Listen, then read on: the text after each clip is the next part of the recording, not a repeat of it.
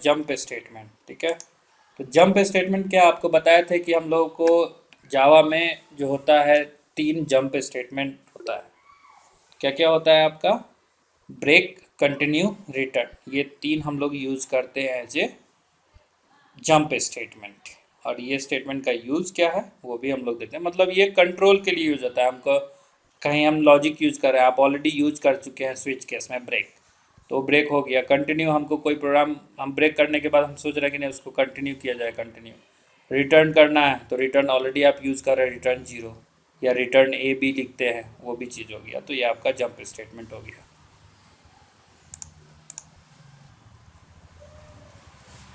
ठीक है, तो हम लोग पहला आपका ब्रेक आता है, तो आप ऑलरेडी यूज कर चुके हैं कि ब्रेक कैसे यूज करते हैं। तो in Java the break statement has 3 usages. क्या क्या 3 है यूसेज?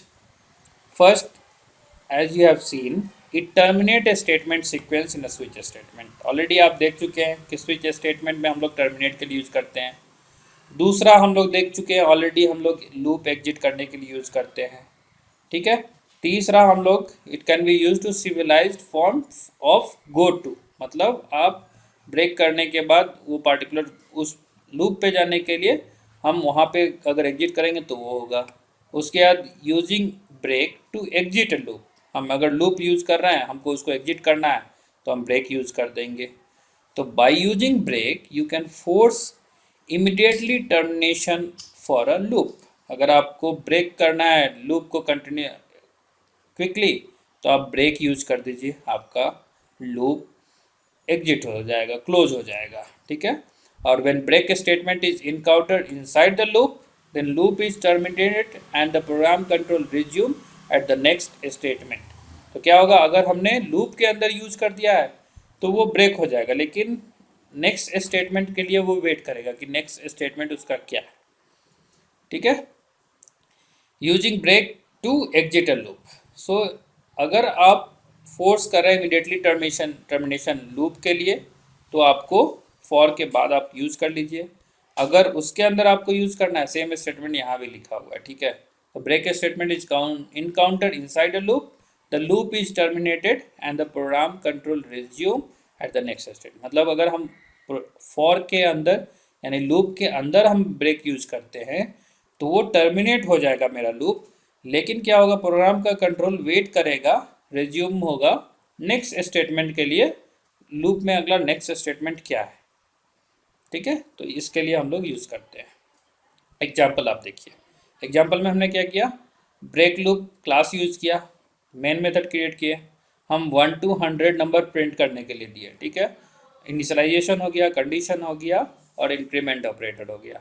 हमने क्या किया, इफ़ आई डबल इक्वल 10, अगर आई का वैल्यू 10 हो तो वो ब्रेक हो जाना चाहिए। मतलब जैसे आई का वैल्यू 10 जाएगा वो एग्जिट हो जाएगा। ठीक है, तो हमने टर्मिनेट कर दिया लूप को 10 पे और उसका वैल्यू उसके बाद आई का वैल्यू प्रिंट कर दिया, तो आई 1 to 10 तक वो प्रिंट हो जाएगा।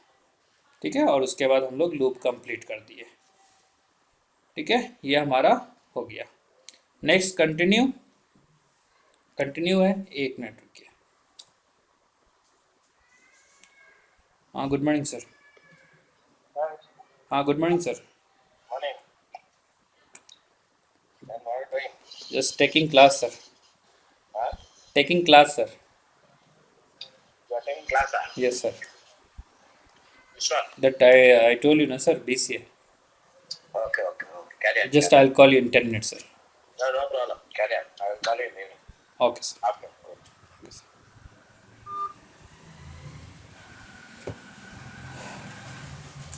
ठीक है, उसके बाद अगला होता है हमारा कंटिन्यू। मतलब हमने आप जिस चीज़ को ब्रेक कर दिया, अगर आप उसको कंटिन्यू यूज करना है तो हमको यूज कर सकते हैं कंटिन्यू का। Continue statement perform such action in while and do while loop. A continue statement cause control to be transfer directly to the conditional expression.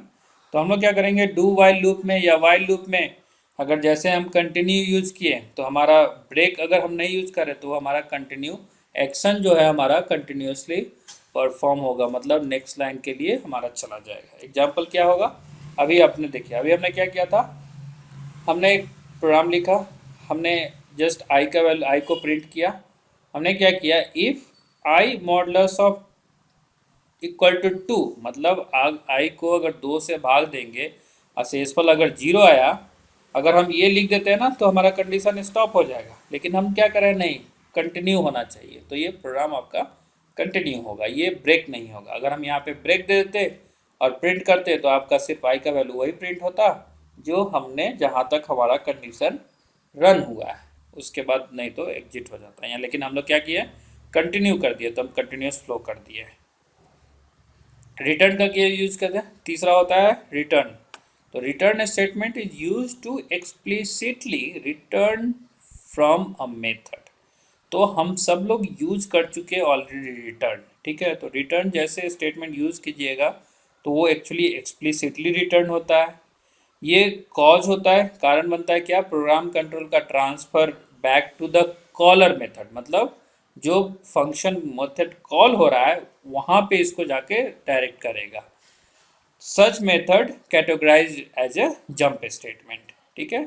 तो आप ऑलरेडी यूज कर चुके हैं। अगर आपको याद होगा तो हम लोग इंट अगर हम दे रहे हैं और उसके अंदर रिटर्न ए प्लस बी लिख रहे हैं, मतलब वो रिटर्न ए बी वो चला जाएगा हमारा मेन जो फंक्शन कंट्रोल है प्रोग्राम कंट्रोल में, वहाँ पे जाएगा और उसी मेथड के अनुसार से उसका स्टेटमेंट लेगा।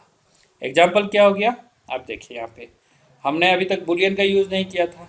इस प्रोग्राम में क्या किया, हमने बुलियन टी यूज़ किया और टी को हमने कहा कि पहले ट्रू होगा। प्रिंट किए बिफोर द रिटर्न, तो बिफोर रिटर्न ये प्रिंट होगा। उसके बाद इफ टी का मतलब हो गया ट्रू, अगर ट्रू है तो रिटर्न, रिटर्न क्या करेगा, return to the caller, this won't execute, तो ये वोंट एग्जीक्यूट हो जाएगा और एग्जिट हो जाएगा यहाँ पे। तो ये आपका हो गया रिटर्न जंप स्टेटमेंट, ये 3 आपका जंप स्टेटमेंट होता है।